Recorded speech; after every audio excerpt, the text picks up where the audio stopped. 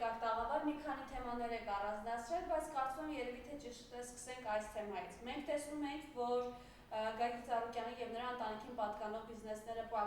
կապարակնքված են, մարդիկ ուղղակի անգործության են, ոչ գումար են ստանում, ոչ մի բան, այս օրերին բողոքի ակցիա են անում եւ 3 ակցիայի մասնակիցներից մեկը շատ ճիշտ ասաց, իրենք կարող են իրենց 5 միլիարդ դուրս գրել պարգևավճար, գնան ապրեն, վայելեն, հանգստանան, մենք մեր օրինական աշխատավարձը չենք ստանում եւ այսօր կանգնած ենք ծանր խնդիրների առաջ եւ այս ամենից զուգահեռ, այո, հենց 13 միլիոն դոլարի պարգևավճար են իրենց դուրս գրել։ Խնդրեմ այս հարցից սկսել եւ նաեւ ինչ եք առանձնացրել։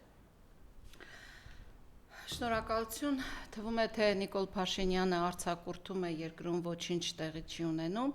բայց ամենակարևոր որոշումներն ու փաստաթղթավորումները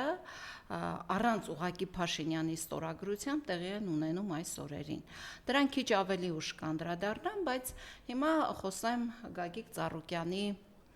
դեմ իրականացվող քաղաքական, տնտեսական ասա արշավել չէ, սա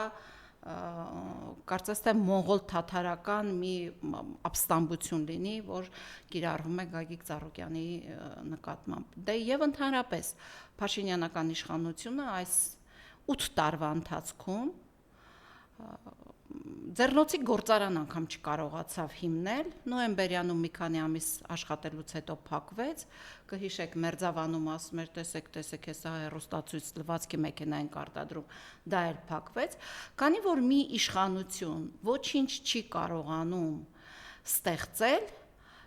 մնում է մեկ ձև՝ խլել ուրիշի ստեղծածը։ 1-2 տարի առաջ էր ես մի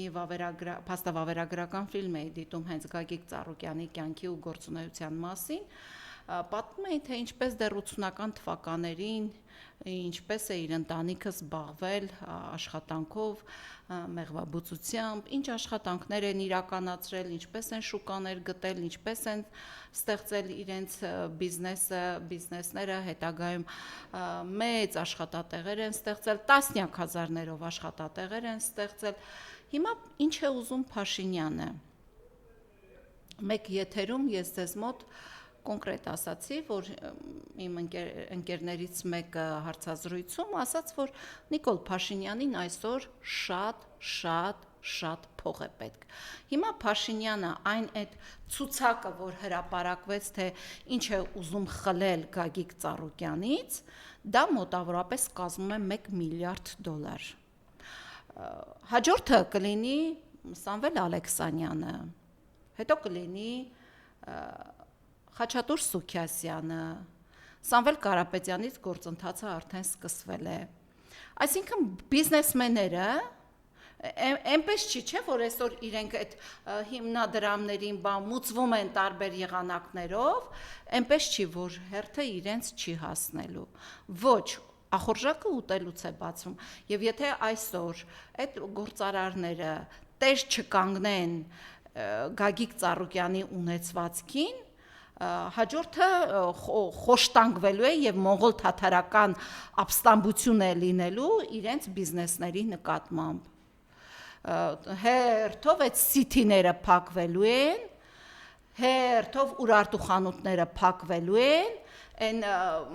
Տաշիր Տիգրան մեծ փողոցից մինչև Կինոռասիա, մինչև Աբովյան փողոց Խաչատուր Սուքիասյանի բիզնեսներին վտանգ է սպառնալու։ Որովհետև Նիկոլ Փաշինյանին Եվրամիությունը խոստացել էր 700 միլիոն դոլար գումար, այդ 700 միլիոն դոլար գումարը այդպես էլ չմտավ Հայաստան։ Եվ ինչ պիտի անի այս իշխանությունը, պիտի սկսի թալանելու, խլելու, ունեզրկելու գործընթաց։ Իսկ պարգևավճարներ պիտի տա, որովհետև եթե պարգևավճարներ չտա, ինչ է տեղի ունենում։ Իշխանության բուրգի վերևում կանգնած մի քանի հոգին լափում են ողջ պետական բյուջեն։ Պիտի տակիներին մի քանի կոպեկ էլ պարգևավճարի տեսքով շպրտեն, պիտի շպրտեն, այլապես կլինի հետևյալ այս դեռ որ ներքևի իր թիմակիցները չեն ուզենա ապրել այդ ձևով, իսկ վերևի բուրգը չի կարողանա այլևս կառավարել իր թիմին այս ձևով։ Դրա համար պետք է իրենց վճարել որոշակի գումար եւ իրենք էլ խոշորներից տանեն, որպեսզի եւ իրենց գրպանը լեփլեցուն լինի եւ իրենց թիմակիցները վատ չզգան։ Օրինակ, ըստ իմ տեղեկությունների, թե Արայիկ Հարությունյանը, Փաշինյանի աշխատակազմի ղեկավար, թե Ալեն Սիմոնյանը հիմա փորձում են իրենց դիզած կապիտալը երկրից դուրս հանել։ Իսկ այդ կապիտալը մի քանի տասնյակ միլիոն դոլարի մասին է։ Փորձում են այդ կապիտալը երկրից դուրս հանել։ Եթե Նիկոլ Փաշինյանը այդպես արդարամիտ, ու ենթադրենք էլի, հələ թող մի հատ ուշադիր դատախազության ասի մաքսային ծառայություններին, մյուսներին, հետևեն տեսնեն, օրինակ, Ալեն Սիմոնյանը, Արայիկ Հարությունյանը երկրից կապիտալ հանելու են, թե ոչ, թե իրենց տրված է տանեն, թալանեն, մարդկանցից գողանան տանեն, մյուսների ստեղծածն իրենցով անեն։ Աշխարհում չկա այնպիսի մի երկիր, որտեղ այսպիսի խայտառակ իրավիճակ լինի։ 8 տարվա կառավարությունը մի ձեռնոցի գործարան չստեղծի, ուրիշի ստեղծածը փակի, կապարակնիքի, ասենք արտանում ես, ասում են, այս մեկը արդեն Ավինյանի ձեռքի տակ, այն մեկը Պողոսեն, մեկը Պետրոսեսի, Նիկոլյանի, սա խայտառակություն է։ Այսպես նույնիսկ դուքյան չեն կառավարում։ Այսպես երկիր ուղղակի չի կարելի կառավարել։ Հիմա ես այս օրերին շատ եմ խոսում նույնիսկ Եվրոպայի իմ գործընկերների հետ, ինչ են ասում են, որ մարդիկ, ովքեր մտածում էին, որ մի փոքր ներդրում բերեն Հայաստանում անեն, որովհետև դե Ադրբեջանը ասում է խաղաղություն է, Նիկոլը ասում է խաղաղություն է, ինչ-որ բան խաղաղության սիմվոլ քարտեզ է կպցրել իր կրծքին վազվզում են այս կոմենկոմ, ասում են դե մարդիկ ուզում էին ներդրում բերեին փոքր-մոքր ծավալների, բայց երբ որ տեսնում են այս իշխանության դավադիր գործողությունները, խլելու ուրիշի բիզնեսի վրա ասպատակելու գործողությունները,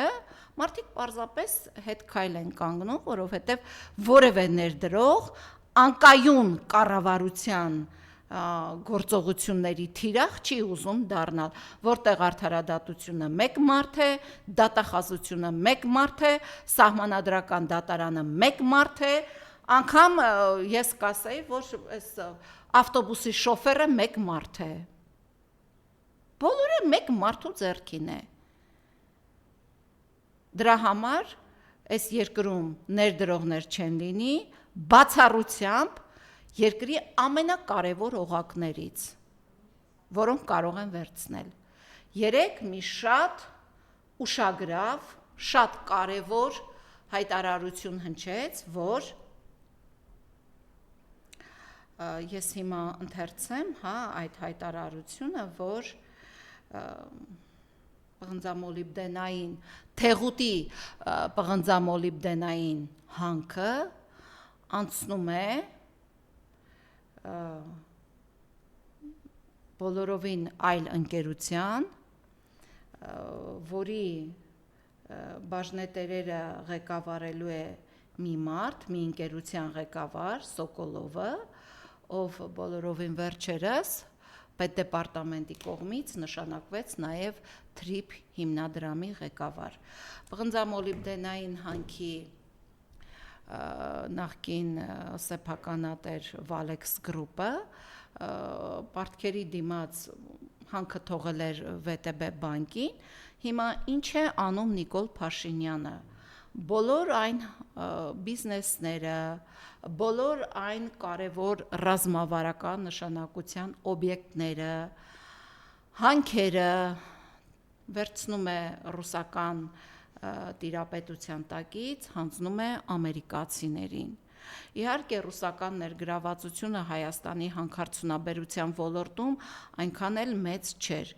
Ես հիշում եմ, որ դեռ 14 թվականն էր, եթե չեմ սխալվում, այն ժամանակվա վարչապետ Տիգրան Սարգսյանը այսպես մեծ աղմուկ բարձրացրեց, թե ամերիկացիները ամուսարում $180 միլիոն ներդրում են անում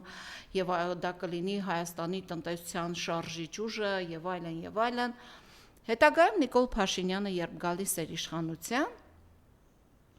իր քայլարշավի թիրախում հենց ամուլ սարն էր։ Ասում էր ինչպես կարելի է ամուլ սարը հանձնել ուրիշին, ոսկին տալ ուրիշին, փակել արագացված կարգով, այսպես եկավ մի գրչի հարվածով փակել տվեց ամուլ սարը, բայց հետո նորից եկան հին տերերը ու ասեցին. «Էս սարն իմն է, էս բունն իմն է»։ Նորից եկան ու սկսեցին ոսկին արտահանել, ոսկին հանել, ոսկին իրենցով անել։ Հիմա ինչ է ստացվում։ Ամերիկյան ընկերությունները մեծ շատ խոշոր չափի ներգրավվածություն են ունենում Հայաստանի մասնավորապես Սյունիքի հանքարդյունաբերության ոլորտում։ Վերջերս ես լսում էի գեներալ Արշակ Կարապետյանին, Միացյալ Նահանգների պաշտոնյան, որ եկավ Զվարթնոց օդանավակայանում, մի թուղթ ստորագրեց եւ գնաց, Արշակ Կարապետյանը ասաց, որ իր տեղեկություններով այդ թուղթը վերաբերում էր հենց հանքարդյունաբերությանը եւ ամերիկացիները շուտով հայկական մասնավորապես Սյունիքի հանքային ոլորտը կանեն իրենցով։ Իսկ շատ պարզ բանաձև է, ով տիրում է Սյունիքի հանքարդյունաբերությանը, նա տիրում է ճանապարհներին եւ հակառակը, ով տիրում է ճանապարհներին, նա տիրում է հանքարդյունաբերությանը եւ ամենևին պատահական չէ, որ Սոկոլովը եւ հանքարդյունաբերությանն է այսօր ձեռքը մեկնել եւ թրիփ հիմնադրամին։ Ստացվում է շատ վտանգավոր քաղաքական առումով գոնե Նիկոլ Փաշինյանը շատ վտանգավոր որոշում է կայացնում, որովհետև խոշոր ներդրողները, շատ խոշոր ներդրողները վաղը կարող են լուրջ ազդեցություն ունենալ պետական որոշումների վրա։ Այսինքն Նիկոլ Փաշինյանը սկզբից մեզանից օտարեց Արցախը։ Հիմա տարբեր տերերի ցանկությամբ մեզանից օտարում է մեր հարստությունը, թե Եվրոպային եւ թե Միացյալ Նահանգներին պղնձարդյունաբերությունը այնքան շատ է պետք, որքան ջուրը մարդուն։ Այդքան շատ է պետք։ Ես այդ օրինակով բերեմ, որպեսզի հասկանալի լինի, թե ինչի համար է Միացյալ Նահանգները այսքան շահագրգռված Սյունիքի հանքարդյունաբերությամբ եւ կամաց վերցնում է իր ձեռքը։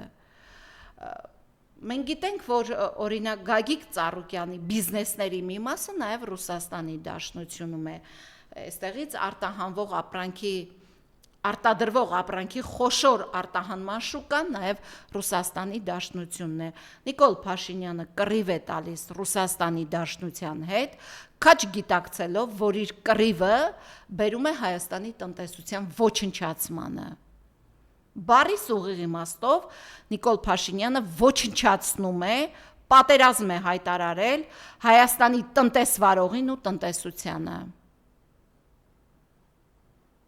Եվ սուտ են խոսում, ասում են մենք ծիրան արտահանեցինք, տեսեք, ծիրան,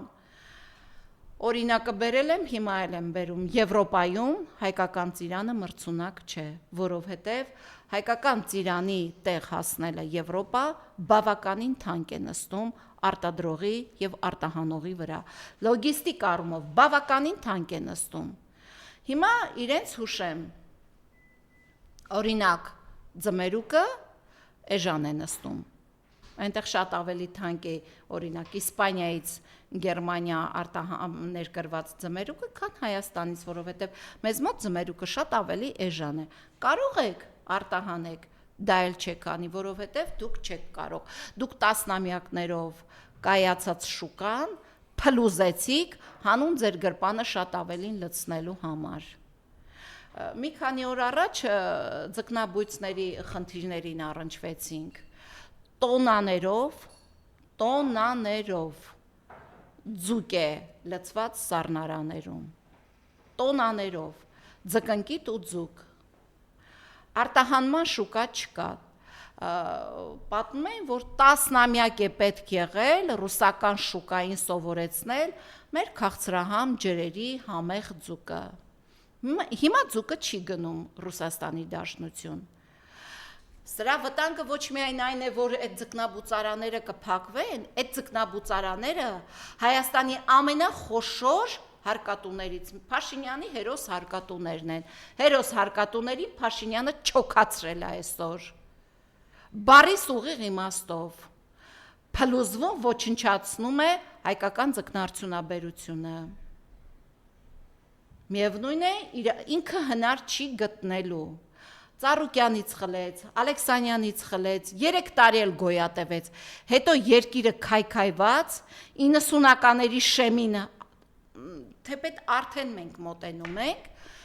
կմտցնի թուրքական տիրապետության տակ, որովհետև կասի այդ 10,000 դրամ թոշակ ավելացված թոշակառուներին, Նիկոլ Փաշինյանը կասի, որ դուք այլ ելք չունեք, կամ սովի եք մատնվելու, կամ հանրաքվեք անի, մնալ այսպես մեռնել, թե գնալ Թուրքիայի տիրապետության տակ, որ ամեն ինչ այս պահին իր ձեռքին է, եւ հանրաքվեն, եւ կենտրոնական ընտրական, կեղծելու մեծագույն վարպետ, այս իշխանությունը անգերազանցելի է,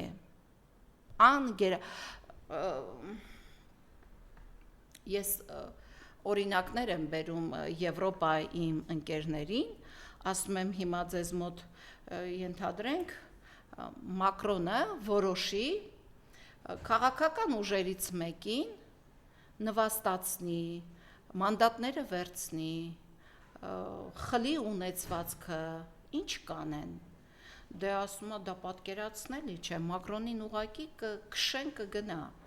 այդ ինչպես է Եվրոպան կիրառում այսքան երկակի ստանդարտ, որովհետև Եվրոպային պետք չէ, որ ունենանք մենք այսօր Հայաստան իր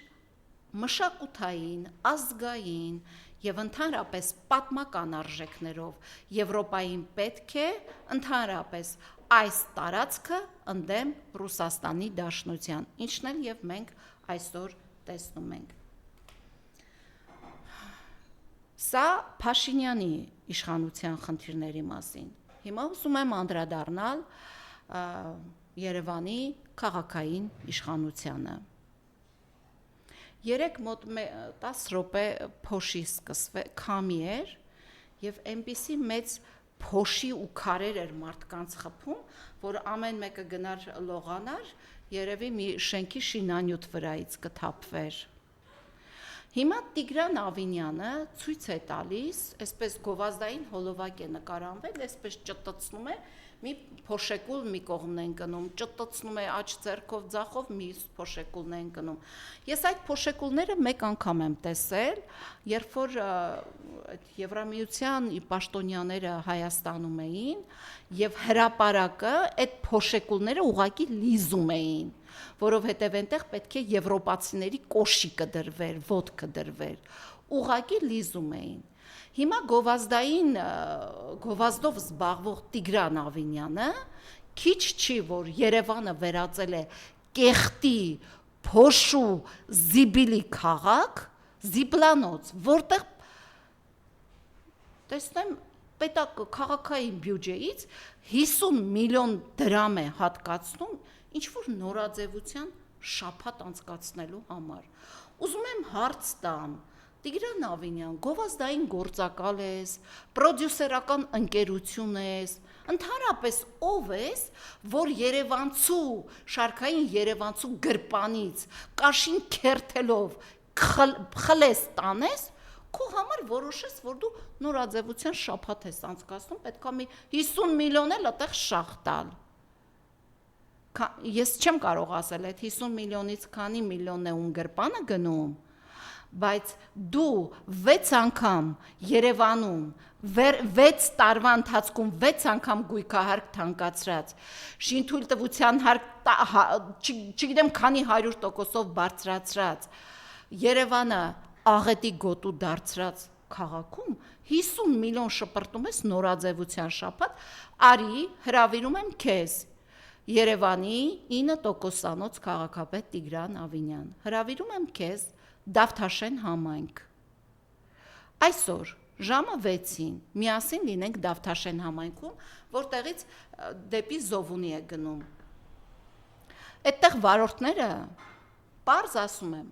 ամեն օր քեզ հիշում են, ամեն օր, օրը 24 ժամ, ավտոբուսի վարորդից մինչև տաքսու վարորդ ու լավ մեքենա քշող քեզ հիշում են։ Ինչպես կարելի է 4-5 ամիս ես եմ տեսնում այդ հատվածը քանդել, փոշու ամփ, մի խայտարակ սարսափելի վիճակ, երբ անցնում ես մի հատ ուժը հատած բանվոր ես տեսնում, մի հատ սենց ճլորած բանվոր այնտեղ կանգնած, բերել աղետի գոտու, ու այսօր ասել ես տեղ նորաձևության շաբաթ եմ անում, ստոպ հլը մի հատ, ստե 50 միլիոն պետքա դնել, տեսնենք, հլը դուք տեսեք, լավ տղերք եք դարձել, նորաձևությունից եք հասկանում, ընդհանրապես ամեն ինչից, քաղաքը պահելուց ոչինչ չեք հասկանում,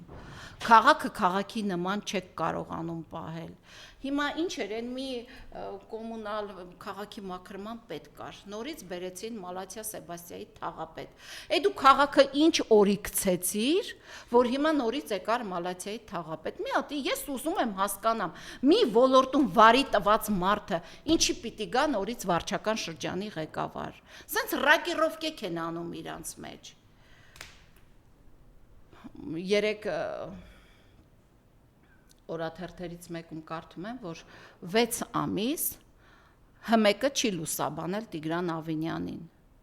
ուզում եմ այդտեղ քաղաքական ասենք ինչ-որ տար գտնեմ, էլի, ասում եմ, դե միգուցե Փաշինյանը լարված է,